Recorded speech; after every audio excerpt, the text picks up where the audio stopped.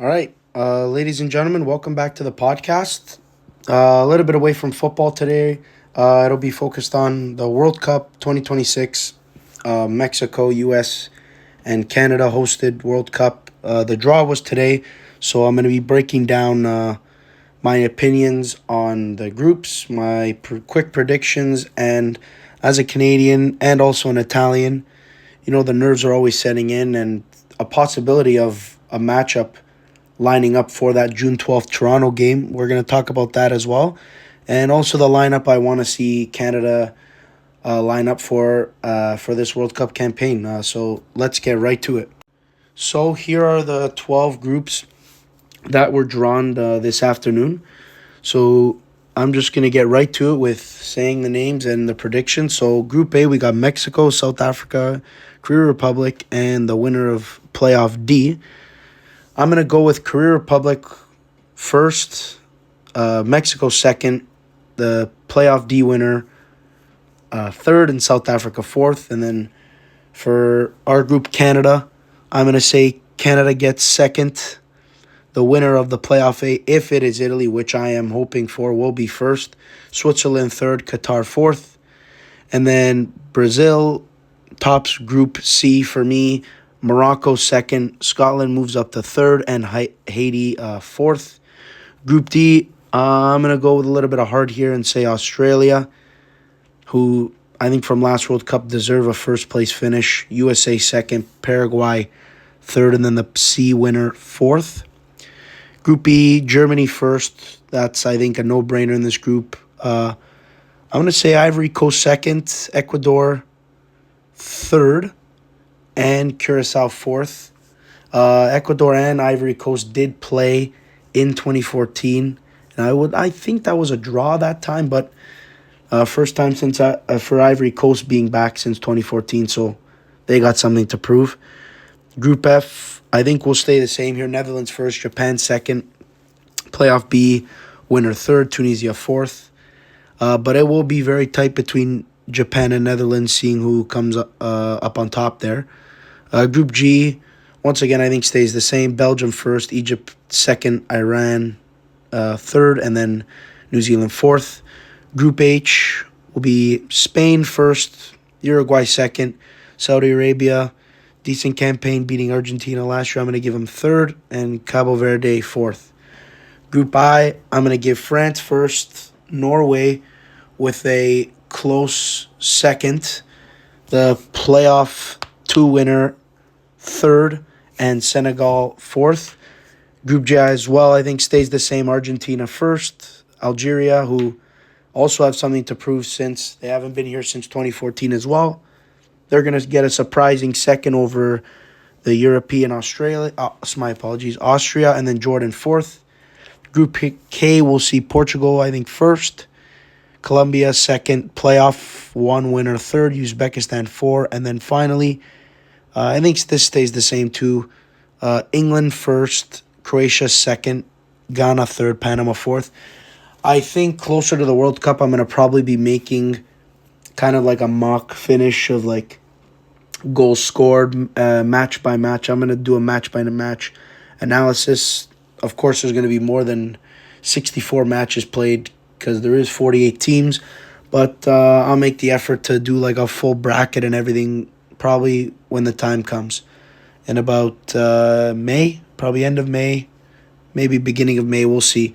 But on to Group B, and the group Canada drew this afternoon. So Canada drew themselves, of course, the Playoff A winner in the UEFA bracket, Qatar and Switzerland. The Playoff A bracket winner will consist of either Italy, Northern Ireland, Wales, or Bosnia. As an Italian, I hope Gennaro Gattuso's RAN team gets the job done. Another team that hasn't seen the World Cup since 2014. I was about grade 2 then, so hopefully, I kind of relive my memories with this World Cup this summer, and they finally get the job done. It's, seeing them win that Euro, crashing out of the last Euro in not really good fashion, kind of embarrassing fashion, not defending that turf well. Hopefully they're that second team in this group. which I do think, if Italy are in it, can dominate all three of these teams. Maybe it'll be a tight nip one against Switzerland, but they've had history of beating them before in past tournaments. I say they get the job done here. Qatar, I think they're the same old team, maybe even a little worse from the last World Cup in 2022, which they hosted. I see them coming dead last. Maybe they score 2 or 3 goals against these three teams as like consolation goals, like nothing special. Listen, if they shock me this World Cup, which I doubt, I'll eat my words. But at this point, I don't think any 11 they put up against any of those three teams have enough to get 3 points. And then Switzerland is always consistent. They've been in the round of 16 for as long as I can remember. They're going to do the exact same this World Cup when it comes to either surprisingly sealing that second spot from Canada or getting that third place consolation qualification, whatever you want to call it, into the round of 32 now.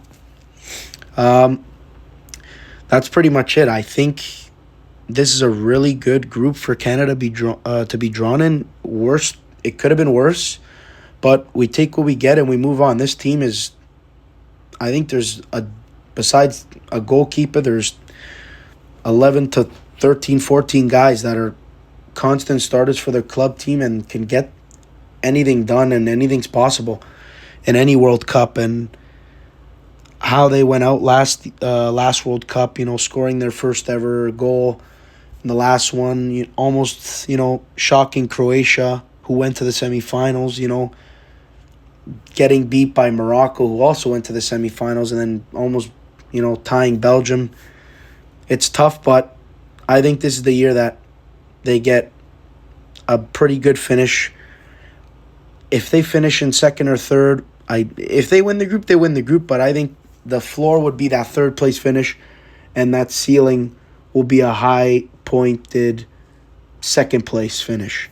So without further ado, let's get to the starting 11 I prefer Canada to line up in this June World Cup.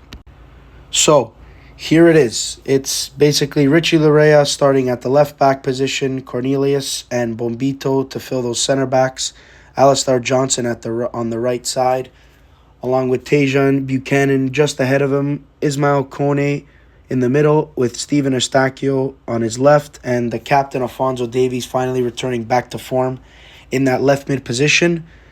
And then we got the Davids up front. I think both of these guys up front, Champions League soccer, scoring in their league matchups. Promise David coming off a Belgium League championship and still constantly scoring goals there.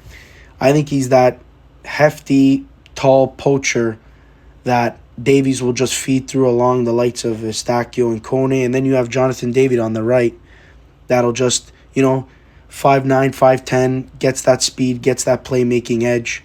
And if there isn't enough speed, you got Tajon Buchanan right behind him to kind of overlap and help you out a little bit there. And then you got the concerns of, maybe Richie Laryea, maybe Ismail Kone not really starting. Maybe Jesse Marsch pulls them away from this squad. But I would say the locks of this team are Tajon Buchanan, Alistair Johnson, and Jonathan David. That whole just strict right side will be locks, that middle three. Alphonso Davies, Eustáquio, and Bombito. Cornelius might get interchanged, but who knows? I think Creepo gets the go here because last World Cup he was there, a little bit more experienced than Dwayne St. Clair. Other than that, I have full confidence that Jesse Marsch gets this 11 right. If it's not this, maybe it's kind of tweaked a little bit. I think 6 points or a little bit more, and it's sky's the limit for this Canada team. Hopefully the Italy team will make a squad update. If they do make the World Cup, I'll make it on this channel. But this team could be scary, but their ceiling, once again, like we saw in the Copa America, sky's the limit. Anything can happen. It's the World Cup. It's in their hometown. It's their grounds. And let's see if they can get the job done. Thanks for watching, and I'll be back with some more World Cup videos and back with some parlay plays for football. See ya.